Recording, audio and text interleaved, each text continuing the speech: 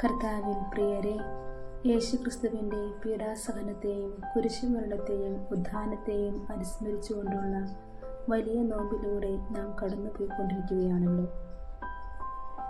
പ്രാർത്ഥനയുടെയും ഉപവാസത്തിൻ്റെയും ത്യാഗത്തിൻ്റെയും ഈ കാലഘട്ടം അനുഗ്രഹപ്രദമായി മാറട്ടെ എന്ന് ആശംസിക്കുന്നു. ഇന്ന് തിരുസഭയോടൊന്നിച്ച് നാം ചിന്തിക്കുന്ന വേദഭാഗം വിശുദ്ധ ലൂക്കാ എഴുതിയ സുവിശേഷം 1-ാം അധ്യായം 26 മുതൽ 38 വരെയുള്ള തിരുവചനങ്ങളാണ്. ദൂതൻ അവളുടെ അടുത്ത് വന്നു പറഞ്ഞു, ദൈവകൃപ നിറഞ്ഞവളെ സ്വസ്തി, കർത്താവ് നിന്നോട് കൂടെ.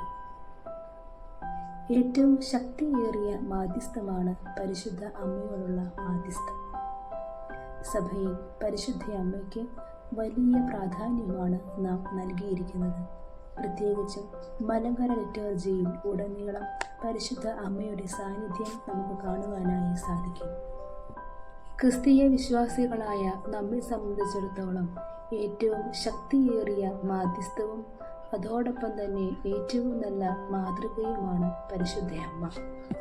നമ്മൾ എത്തിപ്പെടേണ്ട ഇടമാണ് പരിശുദ്ധ അമ്മ. ലൈറ്റ് ഹൗസ് എന്താണെന്ന് നമുക്ക് ഏവർക്കും അറിയാം. നമ്മൾ എവിടെയാണെന്ന് അറിയുന്നതിനും എവിടേക്ക് എത്തിച്ചേരണമെന്ന് അറിയുന്നതിനും നമ്മെ സഹായിക്കുന്നതാണ് ലൈറ്റ് ഹൗസ്.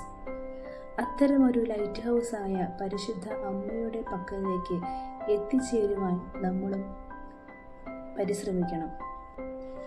ഈ നോമ്പിൻ്റെ കാലഘട്ടങ്ങളിലൂടെ നാം കടന്നു പോകുമ്പോൾ പരിശുദ്ധ അമ്മ എന്താണ് നമ്മെ പഠിപ്പിക്കുന്നത്? നമ്മുടെ ജീവിതത്തിലെ കുരിശുകളാകുന്ന പീഡകളോട് ചേർന്ന് നിൽക്കുവാനും ആരെല്ലാം നിന്നെ ഉപേക്ഷിച്ചു പോയാലും നിന്നെ ഉപേക്ഷിക്കാതെ ചേർന്ന് നിൽക്കുന്ന ഒരമ്മ നിനക്കുണ്ട്. യേശുവിൻ്റെ കുരിശിൻ ചുവട്ടിൽ കാൽവരി കുന്നിൽ ആ കുരിശിനോട് ചേർന്ന് നിന്ന അതേ അമ്മ തൻ്റെ പീഡാനുഭവ വേളയിൽ തൻ്റെ പ്രിയപ്പെട്ട ശിഷ്യന്മാർ ഓടിയൊളിച്ചപ്പോൾ അവനെ ക്രൂശിക്കുക എന്ന് ആക്രോശിച്ചിരുന്ന ജനത്തിൻ്റെ ഇടയിൽ നിന്നുകൊണ്ട് തൻ്റെ വേദനകളും അപമാനങ്ങളും പങ്കിട്ടെടുത്ത അമ്മയുടെ സാന്നിധ്യം ഈശോയെ ശക്തിപ്പെടുത്തി.